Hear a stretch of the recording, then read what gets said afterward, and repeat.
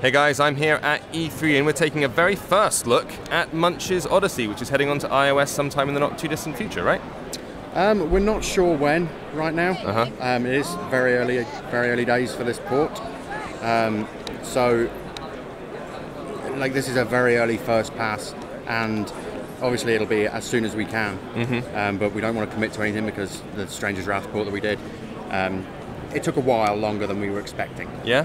I think that was mechanical stuff. I think, as far as I know, Square One, they sort of developed the whole system for porting Xbox games, and as you can see, this is a direct port of an Xbox game with the Microsoft logo and everything at the beginning. Yeah. So I think they've kind of got that process down a bit more now. So hopefully it'll be quick. But obviously we're going to want to have a look at everything that it does and make sure that it's nice and smooth for people. Sure. So I remember playing Stranger's Wrath, it was great to see that game because it was an original, like an Xbox one that was slightly overlooked, I think. It was genuinely an excellent game. The tricky thing of it is porting the controls over, because taking anything that existed on a controller and slapping it onto a touchscreen is tough. And you're actually playing it with a virtual, like an MFI controller now, aren't you? Yes, I'm playing Mad Catz lent us these controllers. Right. So just for this very purpose. It does have on-screen controls. Yeah.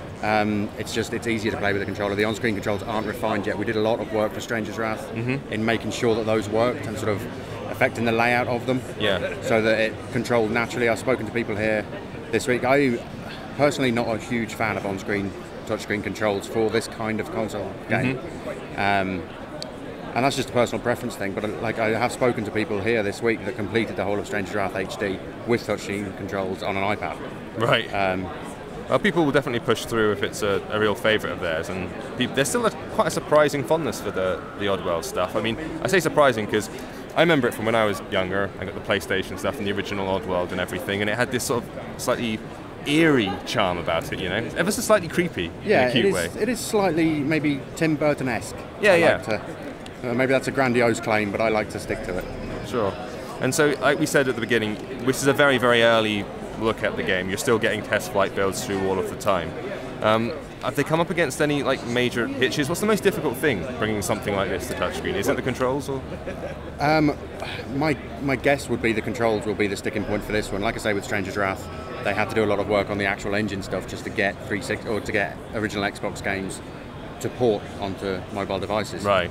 But I think they've perfected quite a lot of that now. So it's more going to be a case of how the game plays, how the mechanics of it work, and getting people to be able to sit with it for longer periods of time. Because I think a lot of mobile games people tend to like shorter bursts of playing. Have there been obviously these games are designed to play for maybe an hour or two at a time. Have there been any kind of concessions in that regard? Have you added like autosave features so you can restart from where you shut down if you just play for 10 minutes or something? There's been nothing added yet. That's obviously something that we'll always look at, but this is a very early game. You can see the team's up in Vancouver, so all the prompts are in French. Oh yeah. Which is curious. And you got the A button from the Xbox controller as well. Yes. But I mean, this game's always had quick save, so if we jump into the pause menu, everything's still there. So you got the option, we can still quick save and quick load. And that is all working fine in this version. It's good to go. Awesome. So no specific release date yet. Are you hoping to get it out, before the end of the year, or is it going to maybe roll over to 2016? Well, the way Oddworld works is it'll come out when it's good enough. Okay. Which I think is that's kind of a cop-out, but it's a safe answer. Yeah, we won't let anything go out if it's not good enough, and we can't commit for how long that will take the team because we'll just let them cook it until it's ready. And I presume it's going to be a premium release, so it's going to be charged, not free to play or anything like that? Again, that's not something that we've decided on just yet, but I would assume so.